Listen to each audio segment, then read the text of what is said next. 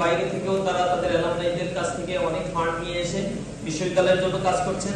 আমি স্মরণ করছি যারা জুলাই বিপ্লবে আহত হয়েছে, রক্ত দিয়েছে, তাদের কথা আল্লাহ রাব্বুল আলামিন তাদের এই ত্যাগগুলোকে কবুল করুন। আমি ডাকসুকে ধন্যবাদ জানাই, বিশেষভাবে ডাকসু প্রতিনিধিরা অক্লান্ত পরিশ্রম করছে বিশ্ববিদ্যালয়কে কেন্দ্র করে।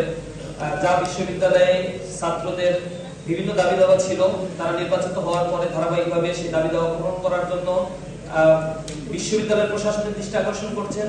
যতটুকু সহযোগিতা পাচ্ছেন না, এর বাইরে থেকেও তারা তাদের অ্যালামনাইদের কাছ থেকে অনেক ফান্ড নিয়ে এসে বিশ্ববিদ্যালয়ের জন্য কাজ করছেন।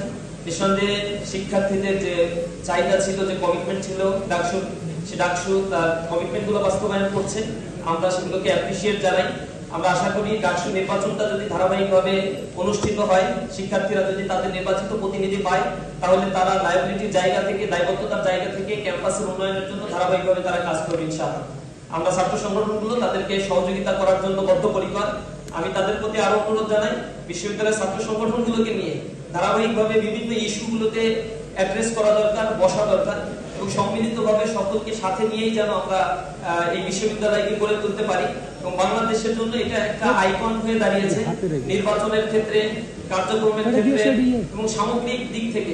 বিশেষ করে বিশ্ববিদ্যালয়ের কোন ক্রান্তি লগ্নে ঢাকা বিশ্ববিদ্যালয়ের কেন্দ্রীয় ছাত্র সংসদের যে ভূমিকাগুলো ছিল, তারা যেন সেই ভূমিকাগুলো জারি রাখতে পারেন। আমি তাদের কাছে সেই নিবেদন জ্ঞাপন করি। আজকের এই প্রোগ্রামে আমাকে আমন্ত্রণ জানানোর জন্য সকলকে, ডাকসুকে বিশেষ করে ধন্যবাদ জানাচ্ছি। সকলের প্রতি ইসলামী ছাত্র শিবিরের পক্ষ থেকে আন্তরিক অভিনন্দন, সালাম জানাচ্ছি। আসসালামু আলাইকুম ওয়া রাহমাতুল্লাহ।